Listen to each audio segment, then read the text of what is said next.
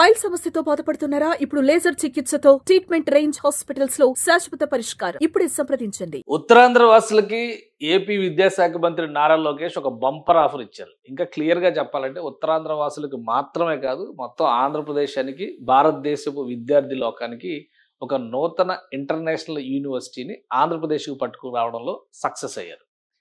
Georgian national యూనివర్సిటీగా పేరున్నటువంటి జిఎన్యు అంటే ఈ యూనివర్సిటీకి చాలా ప్రత్యేకమైనటువంటి స్థానం ఉంది. 2002లో ప్రారంభమైంది. అంటే దాదాపు 23 సంవత్సరాలుగా ఇంటర్నేషనల్ గ్లోబల్ లెవెల్ ఎడ్యుటెక్ సిస్టమ్స్లో సూపర్ సక్సెస్ కొట్టినటువంటి సంస్థ ఇది.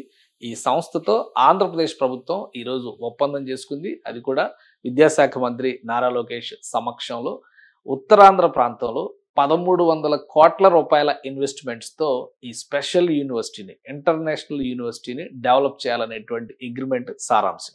అతి త్వరలోనే దీనికి సంబంధించినటువంటి పనులు ప్రారంభించబోతున్నారు.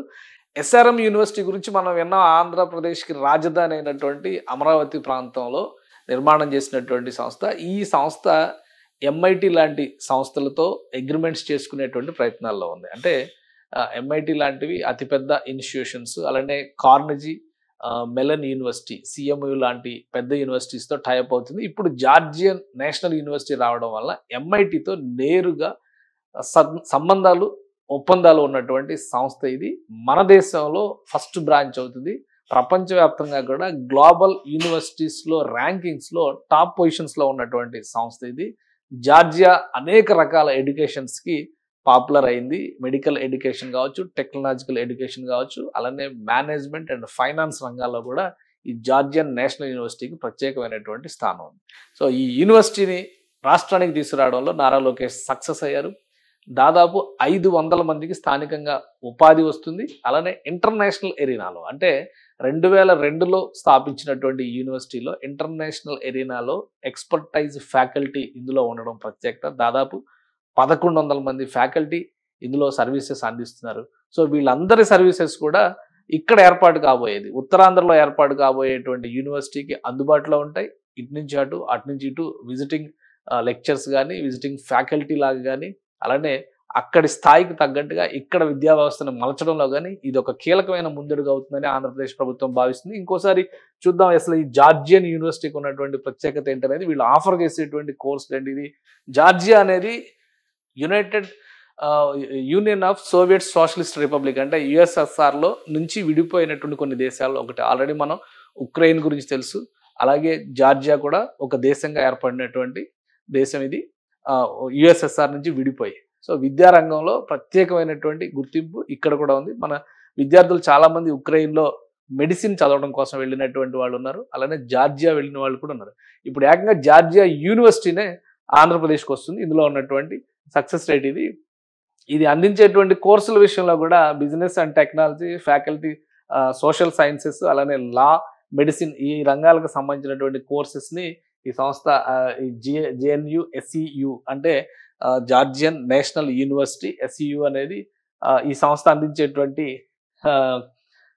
కోర్సెస్. అలానే ఇక వ్యవస్థ పరంగా చూస్తే కూడా భారతదేశంతో సత్సంబంధాలు కలిగి ఉన్నటువంటి దేశంగా మనం దీన్ని చూడాల్సి ఉంటుంది. మన విద్యార్థులు చాలామంది, అంటే వందల సంఖ్యలో జార్జియన్ యూనివర్సిటీస్లో చదువుకుంటారు. అందులో కూడా ఇది ఇంటర్నేషనల్గా మంచి ర్యాంకింగ్ ఉన్నటువంటి యూనివర్సిటీ కావడంతో ఇక్కడ కూడా చాలామంది విద్యార్థులు చదువుకుంటున్నటువంటి ఉంది. ఇంకా చెప్పాలంటే ఇండియన్ ట్రెడిషన్స్ని గౌరవిస్తూ మన సంప్రదాయాలకు సంబంధించినటువంటి వేడుకలను కూడా నిర్వహించడం ఈ జార్జియన్ నేషనల్ యూనివర్సిటీ ప్రత్యేకత.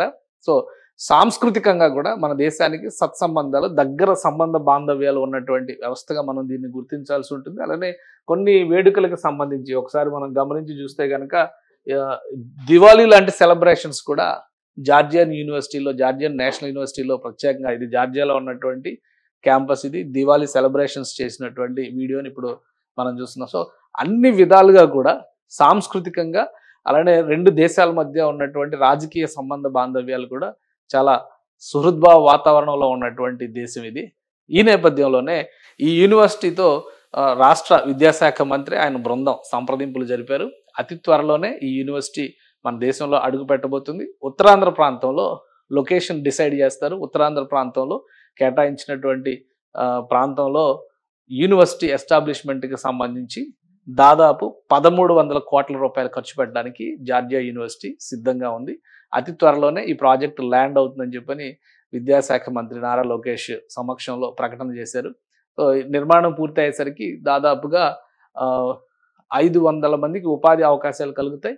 ఇక విద్యార్థులకు సంబంధించి జార్జియన్ నేషనల్ యూనివర్సిటీ హిస్టరీ చూస్తే దాదాపు 52,000 మంది విద్యార్థులు ప్రపంచవ్యాప్తంగా గత 23 ఏళ్లలో ఇక్కడ విద్యను అభ్యసించి ప్రపంచవ్యాప్తంగా వివిధ ప్రతిష్టాత్మకమైనటువంటి సంస్థల్లో పనిచేస్తున్నటువంటి వాళ్ళు ఉన్నారు. సో ఈ కనెక్ట్ మొత్తం కూడా global level education system create చేయడానికి ఆంధ్రప్రదేశ్లో ఇది ఉపయోగపడుతుందని ఏపీ సర్కార్ చెబుతోంది. విద్యాశాఖ అందుకే ఈ విషయంలో ఒక అడుగు ముందుకు వేసింది. ఈ ఒప్పందాన్ని వీలైనంత వేగంగా సాకారం చేసే దిశగా అడుగులు పడతాయని మంత్రి నారా లోకేష్ చెబుతున్నారు. సుమన్ టీవీలో మీ పర్సనల్ అండ్ బిజినెస్ ప్రమోషన్స్ కోసం కింది నెంబర్కి కాంటాక్ట్ చేయండి.